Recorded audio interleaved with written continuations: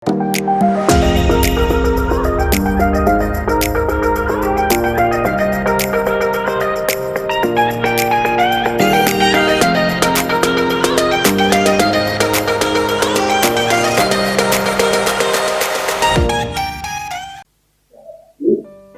lagi dalam jumpa bincang ini pada kesempatan ini.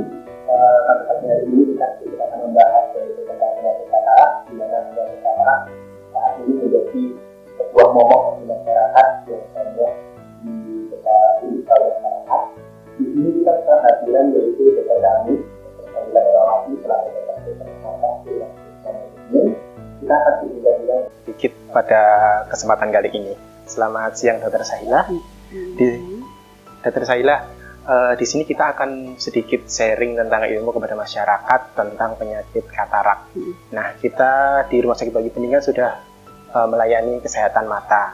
Nah, untuk katarak itu sebenarnya penyakit apa sih dok yang harus diketahui oleh masyarakat itu?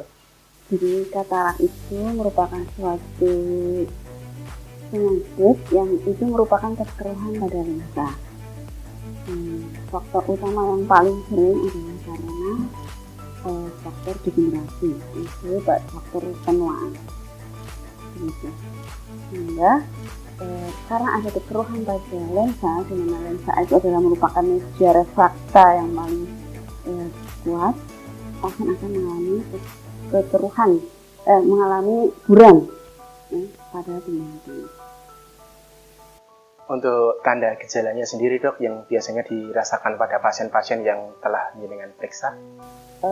Tandanya awalnya mungkin baru buram atau silau atau sampai gelap juga bisa ya. Maksudnya gelap itu dalam arti dari warna hijau jadi kayak coklat itu juga bisa. Nah yang sudah komplikasi biasanya juga mengalami kesakitan. Terus untuk yang sering dikeluhkan pada pasien-pasien itu kebanyakan dari sakit sebelum saat sakit dok, apa yang dirasakan selain itu? Pasien mengalami kesulitan dalam melakukan aktivitas, sehingga produktivitas pasien akan menurun. Jadi ini sering kita alami. Dan yang paling mengkhawatirkan sebenarnya pada pasien-pasien katarak kadang kan tidak menyadari, pasien-pasien tidak sakitan ya, kecuali yang sudah komplikasi. Jadi pada pasien-pasien yang pasiennya tidak nyeri, matanya sampai jauh-jauh buram, dan biasanya misalnya satu mata jeli. Misalnya pasien yang datang ke rumah sakit kami, ke poli kami, dia sudah adalah rujukan dari bagian lain. Ya, misalnya dia ternyata mengalami fraktur gara-gara dia hanya melihat dengan mata kanannya, mata kirinya tidak bisa melihat. Sehingga di sebelah kirinya juga yang listrik nggak tahu. Kemudian pasiennya nabrak yang listriknya sehingga patah tulang. Itu banyak ya. Komplikasinya. Ada juga pasien saya yang tiba-tiba rujukan dari dokter bedah, kakinya tersiram air panas karena dia sudah tidak bisa melihat lagi. Tapi dia tidak merasa sakit, sehingga dan dia masih merasa bisa melihat, hanya tidak jelas. Nah, sehingga itu yang kemudian sebenarnya kita harus aware ya, karena efek sampingnya yang nanti akan membuat produktivitas diri satu orang katarak ya itu bisa mempengaruhi menyebabkan dua orang produktif turun kualitas produktivitasnya ya, karena dia kan harus mendampingi si ibu atau bapaknya yang mengalami katarak. Yang kedua juga akan timbul komplikasi-komplikasi di bagian lain ya, misalnya fraktur atau misalnya trauma luka bakar ya. Nah, banyak ya. Nah, itu yang kita harus aware ya, kepada masyarakat sehingga masyarakat itu bisa lebih perhatian kepada ibu kita, kepada bapak kita ya, karena itu tidak sakit biasanya awalnya, kecuali yang sudah jadi vakomaksud atau vakolitik glaukom. Penyebab sehingga menyebabkan katarak itu faktor-faktor yang membuat orang menderita katarak itu apa dokter? Jadi kalau kita kan secara tropis ya, itu kebanyakan adalah faktor sinar UV ya. Jadi paparan sinar ultraviolet yang berlebihan. Kadang masyarakat kan nggak mau pakai HP ya. Itu yang paling sering ya. Kemudian juga bisa ada faktor yang lain ya. Misalnya diabetes, itu kalau itu sudah komplikasi. Jadi katarak karena komplikasi dari penyakit lain ya. Terus juga bisa karena trauma, misalnya terbentur. Terus bisa juga karena peradangan ya. Jadi misalnya dia punya sakit gigi, kemudian dia tidak perhatian dengan giginya, matanya jadi meradang. Nah, karena peradangan yang hebat itu lama-lama jadi katarak komplikasi. Jadi terus karena uveitis, peradangan, suplai oksigen di lensanya berkurang, terjadi kekurangan pada katarak ini juga bisa. Kalau bagi masyarakat umum kan kita tidak tahu setelah ini kan katarak atau bukan, dok ya. Iya. Nah, alangkah baiknya bagi masyarakat umum untuk memeriksakan katarak itu seperti apa, dok, penanganannya? Jadi kalau pasien-pasiennya, terutama kalau orang Indonesia itu kan ras Asia ya, khususnya perempuan, ya itu harus aware. Usia di atas 50 itu harus perhatian. Kenapa? Karena perempuan Asia itu anterior chamber depth-nya, jadi jarak antara kornea dengan lensanya itu kurang dari 3 mili. Itu resiko terjadi komorbid glaukom namanya. Jadi kanan kiri akibat kataraknya. Mungkin kataraknya belum parah, ya, tetapi itu sudah cukup berbahaya terhadap saraf matanya justru. Nah, kalau katarak saja tanpa kelainan pada saraf mata, kita ambil kataraknya selesai. Tapi kalau itu komorbid glaukom tidak diatasi segera, kemudian terjadi ekstravasio glaukom atau pencekungan pada saraf matanya, pasien tidak tahu ya, dikira cuma kelilipan saja, kesakitan, dibiarkan begitu saja, ya. Ternyata saraf matanya lama-lama menipis, akhirnya putus. Nah, kalau sudah seperti itu, diambil kataraknya pun tidak ada efeknya. Sebaiknya kalau perempuan usia di atas 50, apalagi sering matanya kemang-kemang malam hari, sebaiknya periksa ke dokter mata ya. Tidaknya untuk mengetahui ada katarak atau tidak. Nah, kenapa? Karena itu tadi, justru kataraknya belum parah, tapi dia komplikasi untuk jadi akibat kataraknya itu lebih tinggi. Ada sebab kedua dan kataraknya masih imatur, jadi belum matang. Nah, justru itu yang pertama ya, perempuan usia di atas 50. Yang kedua, laki-laki yang sudah sepuh gitu ya, sudah mulai merasa penggatannya buram, juga sebaiknya periksa. Terus yang ketiga, pasien-pasien yang sering pakai tetes mata, misalnya dia sering matanya merah pakai tetes mata steroid ya, atau sering apa ya, matanya sering silau ya. Saya juga sering menerima pasien usia 50, kataraknya katarak subcocularis posterior namanya. Pasien biasanya silau. Nah, itu mengurangi produktivitas seseorang dan cukup berbahaya karena banyak pasien malam-malam mau nabrak ya. Nah, itu juga harus hati-hati. Terus yang selanjutnya, pasien-pasien dengan diabetes, itu juga harus hati-hati ya. Pasien-pasien konsumsi obat-obatan dalam waktu lama, itu juga sebaiknya periksa. Dengan katarak aja saja sudah agak bahaya bagi orang lain, apalagi yang dengan bawaan yang lainnya ya. Itu sudah pernah ada penelitiannya. Jadi pasien yang mengalami kecelakaan itu ada penelitian kesekian teman saya ya. 50% lebih itu mengalami penurunan fisik. Jadi pasien yang kecelakaan di televisi kitanya, ternyata fisiknya turun. Jadi penglihatannya turun. Itu cukup membahayakan dirinya dan orang lain.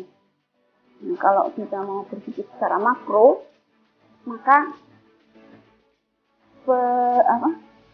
penanganan terhadap penurunan fisik ini kalau tidak kita perhatikan ya, itu akan cukup membahayakan produktivitas masyarakat secara umum karena membahayakan dirinya dan orang lain yang mungkin saja. Saya pernah ya, satu pasien saya dua matanya penglihatannya sudah hampir tidak ada ya, dia hanya bisa melihat jelas dan lampion tangan. Besok mau dioperasi, hari ini dia ketabrak motor. Ya, itu cukup berbahaya buat si pasien yang tertabrak dan berbahaya buat yang menabrak ya. Karena mau menghindari juga dia tidak tahu. Yang mau ditabrak tidak tahu, yang mau menabrak, yang ditabraknya nggak tahu cara menghindarinya. Akhirnya jatuh bareng-bareng. Itu kan cukup berbahaya. Ya, itu. Pencegahan yang paling baik itu seperti apa, dok, untuk penyakit katarak? Jadi kalau yang masih muda, konsumsilah makanan yang bergizi ya. Hindari paparan sinar matahari yang berlebihan. Walaupun di era COVID ini vitamin D cukup bagus ya. kita kena sinar matahari. Tetapi maksudnya ya pakai pelindung lah untuk biar matanya nggak terlalu sering kena sinar matahari. Makan makanan yang sehat ya, walaupun masih dalam penelitian tapi suplai oksigen yang bagus ke mata itu juga bagus untuk lapangan hati mereka. Kemudian vitamin A yang baik itu untuk saraf matanya ya biar tetap sehat ya. Jadi walaupun misalnya mungkin sudah ada pasien ya sudah ada kataraknya tetapi fungsinya masih bagus 1,6 ya. Ternyata pasiennya itu cukup bagus pola makannya. Ya, itu masih dalam penelitian. Itu untuk yang masih muda ya. Kalau yang sudah sepuh ya sudah terlanjur ya aktivitasnya sudah ini ya. Kalau sudah ada kataraknya ya sebaiknya kalau masih bisa dengan kacamata bisa membaik ya kayak kacamata. Setidaknya dia tidak menyebabkan kecelakaan pada orang lain ya. Kalau yang sudah kadang kena katarak ya mau tidak mau karena kita belum ada obat yang diteteskan kemudian menjernihkan lensanya ya lensanya diambil. Jadi untuk langkah yang terbaik itu menjalankan operasi itu kan? Kalau sudah terdiagnosis katarak ya, kalau sudah terdiagnosis katarak apalagi itu kataraknya sudah matur itu bisa menyebabkan komplikasi soalnya. Jadi ada vakolitik glaukom. Jadi kataraknya sudah matang, kemudian lama-lama jadi kayak susu, ya. Kemudian keluar dari bajunya, jadi katarak lensa itu kan ada kayak bajunya ya. Menembus bajunya, kemudian akhirnya jadi glaukom, pasiennya kesakitan ya. Nah itu mau tidak mau harus diambil ya. Belum vakolitik saja itu juga harus diambil ya. Karena kalau sudah kadang vakolitik nanti rehabilitasi pasca operasinya jauh lebih sulit dibanding yang masih katarak biasa. Kan kita mengetahui Dok ya kalau di Rumah Sakit Surabaya ini sendiri ada keunggulannya yaitu BKO multiplikasi. Nah, bisa diceritakan sedikit Dok, BKO multiplikasi itu seperti apa dan bagaimana tindak lanjutnya dan setelah operasi seperti itu. Jadi kalau di Banyuwangi kita memang mengutamakan tindakannya dengan teknik BKO multiplikasi. Jadi untuk teknik operasi itu kan ada beberapa ya. Kita bisa ada dahulu ada intrakapsular extraction. Jadi diambil sak kapsul-kapsulnya. Kemudian yang kedua ada ekstra kapsuler katarak extraction. Jadi dilubangi sayatannya cukup lebar yang antara 7 sampai 10 cm kita keluarkan. Kemudian dijahit ya. Itu juga yang dulu saya pelajari di waktu saya sekolah ya. Kemudian yang small incision itu ada stick namanya. Itu juga sama ada sayatan tapi dia lebih ke posterior jadi nanti sayatannya bisa tersembunyi ya. Jadi sepertinya tanpa sayatan. Kemudian yang terakhir dengan dia BKO multiplikasi. Untuk keunggulan rumah sakit ini memang sudah banyak rumah sakit lain yang melakukan BKO multiplikasi ya. Tapi kita juga insya Allah di sini memberikan pelayanan BKO multiplikasi kepada pasien-pasien kami. Di mana sayatannya itu hanya 2,75 mili ya. Kemudian tetesan kita hanya menggunakan jadi anestesinya dengan lokal anestesi. Jadi menggunakan tetes. Jarang sekali kita menggunakan suntik ya karena kebanyakan pasien kalau disuntik sudah takut ya. Kemudian recovery-nya lebih cepat ya.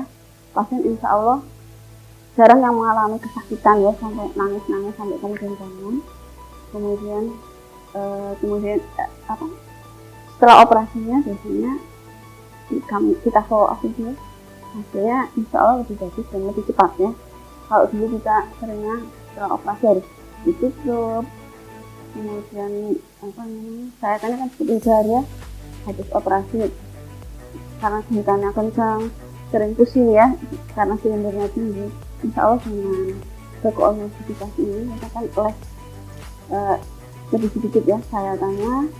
Insya Allah astigmatnya lebih ringan ya, sehingga pasien juga insya Allah lebih puas ya. Insya Allah dengan insya Allah. Ya, insya Allah seperti itu dokter ya. Ya tadi sudah kita sudah dijelaskan bagaimana tentang katarak yang sudah panjang lebar kita bahas di sini. Nah ada satu lagi dokter. Kapan sih masyarakat itu harus periksa ke dokter? Biasanya kan kalau sudah menderita penyakit atau mungkin matanya sakit kan baru periksa dokter ya. Mungkin ada sedikit kisi-kisi dari jenengan, kapan sih masyarakat itu harus periksa ke dokter? Apakah harus nunggu sakit dulu baru periksa atau seperti apa langkah baiknya? Jangan menunggu sakit ya, karena kalau sudah sakit itu artinya katarak itu sudah komplikasi.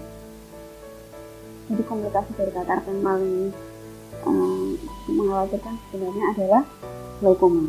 Ya, glaukoma itu bisa komorbid, bisa kolistik, bisa karena trauma ya, operasi.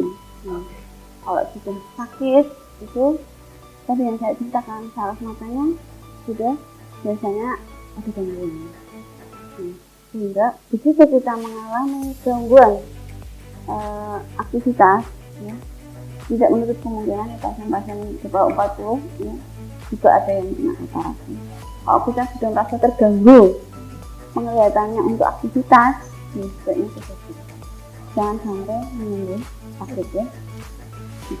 Alangkah baiknya harus periksa segera dokter daripada Ya, kita sakit. daripada kita merugikan diri kita sendiri dan merugikan orang lain yang mungkin tidak sengaja berinteraksi dengan kita di jalan.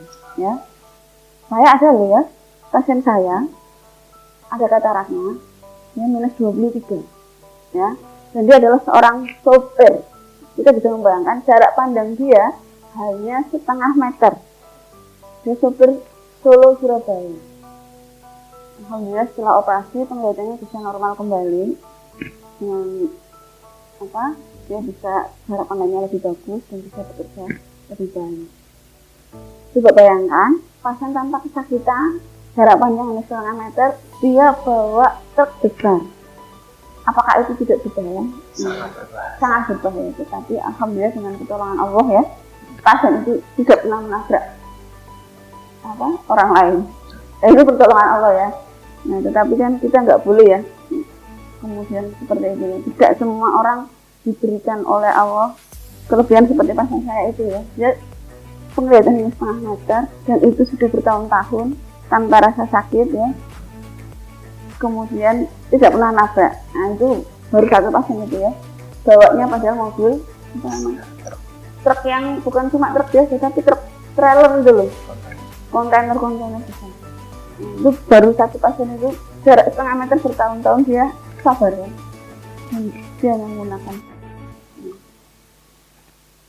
Kan kita jangan sampai separah itu lah ya. Nah, itu sekali lagi hanya sedikit orang yang diberikan Allah perlindungan seperti pasien saya itu ya. Tapi alhamdulillah pasien saya sekarang sudah operasi dua-duanya dan sekarang sudah beraktivitas kembali. Itulah dan doa terindah dari pasien saya itu untuk dokter sehat terus ya. Itu yang selalu saya nanya dan sampai detik ini pasien itu senantiasa mendoakan saya ternyata. Nah, mungkin itu buat yang ada di sini. Marilah kita jaga kesehatan mata kita untuk produktivitas masyarakat ya, kita dan orang-orang sekitar kita serta bangsa Indonesia. Terima kasih. Sangat terima sekali dokter dengan ceritanya dengan sangat bagus banget ilmunya dari dokter Sahila Erwarwati yang mengenai tentang kesehatan mata khususnya adalah katarak pada pagi hari ini. Kalau masyarakat pengen ketemu dengan dokter Sahila, jadwal praktek dokter Sahila di hari apa dokter? Untuk saat ini saya hampir Senin sampai Jumat ada di Banyuwangi setiap hari Kamis. Tapi karena insya Allah kita mimpinya Banyuwangi ini nanti akan menjadi katarak center, saya mengajak teman-teman saya untuk bergabung di Banyuwangi ini. Insya Allah sudah sedang dalam pengurusan SIP, sudah ada 3 dokter yang lain. Jadi dengan dokter Hendy dan saya jadi 5. Nah karena ada 5 dokter, saya insya Allah di sini hanya hari Senin dan Selasa nantinya. Setelah itu nanti kita saling bareng-bareng ya. Tujuannya untuk apa? Untuk biar katarak center di Banyuwangi ini semakin maju ya. Kalau ilmunya dari saya saja kan, mungkin ilmunya terlalu ya, ibaratnya tanaman itu saya tanamannya anggrek misalnya. Kalau teman saya lebih suka misalnya mawar ya. Ini biar taman di sini lebih indah untuk dinikmati oleh orang-orang di sekitar sini ya. Kalau hanya saya saja kan dia mau nonton sekali ya, cuma anggrek saja misalnya ya. Itu ada dokter Hindi yang dia misalnya ada di sisi ini, ada di sisi ini. Insya Allah katarak center kita ini akan lebih baik lagi sehingga dan membawa kemanfaatan dan keberkahan sebesar-besarnya untuk masyarakat di Boyolali dan sekitar. Jadi untuk sementara ini hampir Senin sampai Jumat, tetapi nantinya kalau teman-teman saya sudah bergabung, saya hanya Senin dan Selasa insya Allah. Tapi di hari yang lain, baik pagi maupun sore nanti insya Allah kita akan ada dokter dengan spesialisasi mata, dan mungkin nantinya beliau juga akan mengambil spesialis, jadi biar fokus di masing-masing sub ya, karena mata itu spesialisnya banyak gitu ya. Sangat luar biasa dokter ilmunya pagi hari ini. Dan bagi masyarakat semuanya, insya Allah kedepannya di Rumah Sakit Islam Bayu Bening akan membuka poli mata dari hari Senin sampai Jumat dari pagi sampai sore. Nanti kalau sudah gabung kan sampai HP ya? Dari Sabtu. Oh, insya Allah. Kalau sudah bergabung semuanya ya. Ini masih dalam pengurusan SIP, masih dalam pengurusan izin-izin biar secara hukum kita juga baik ya. Nah, kita kan ada di negara hukum, syarat-syarat semuanya kita penuhi ya, pelatihan-pelatihan kita ikuti. Sekali lagi biar masyarakat bisa lebih